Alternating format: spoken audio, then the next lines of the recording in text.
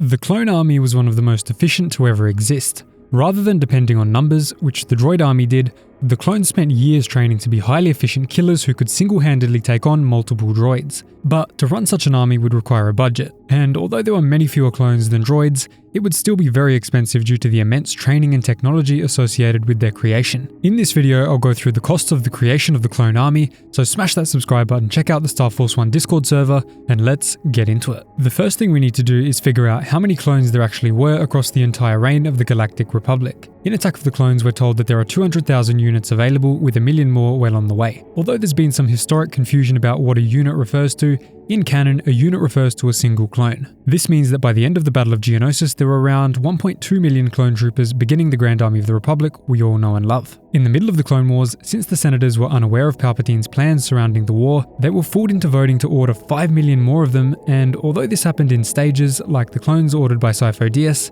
eventually this meant that by the end of the Clone Wars, there were 6.2 million clones created. The price of the clones themselves is going to come last, since we need to come up with a few estimates. First, let's handle the armor and the weapons, since we already know their prices in canon. The clones used Phase 1 armor until sometime before the Battle of Mon Cala in 20 BBY, and the new order for 5 million clone troopers was put in during 21 BBY, so it's safe to assume that the initial 1.2 million clones from Episode 2 were using Phase 1 armor, and all future versions had Phase 2. Phase 1 armor cost 2,000 credits apiece, meaning that 1.2 million sets would cost the Republic 2,400,000,000 credits. The standard issue weapon for the clones was the DC-15A blaster rifle, which was a similar price at 2,200 credits. An order of 1.2 million of these would run 2,640,000,000 credits, bringing us to a total of 5,040,000,000 credits. The cost of the next 5 million blasters would be 11 billion credits, and since Phase 2 armor would run 3,000 credits per set, 5 million orders of it would be 15 billion credits, and this would bring us to a total of 31,040,000,000 credits. When it comes to the actual cost of the clones themselves, this is a lot trickier.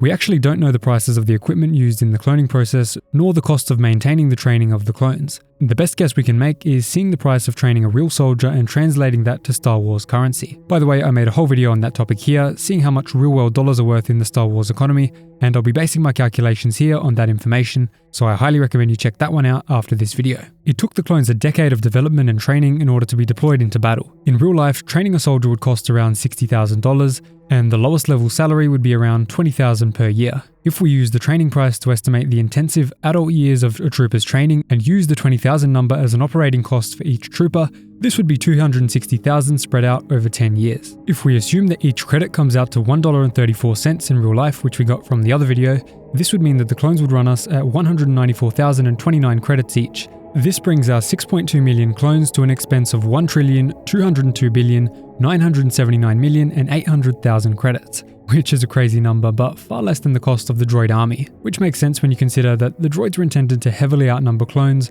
rather than be more valuable per unit. This isn't all though, since we also need to think of the vehicles, resources, unnamed personnel, and other things. And to be honest, this is something we basically have no knowledge of in Star Wars canon, so in order to get a rough estimate, we'll take the US military expenses over a period of 10 years and find the average to see how much the Clone Wars would cost each year. Yes, this is a huge guess, but that's Star Wars for you. The average of the last decade of US military expenses is $679.26 billion, which equates to 506.9 billion credits in the Star Wars universe, once again based on that previous video.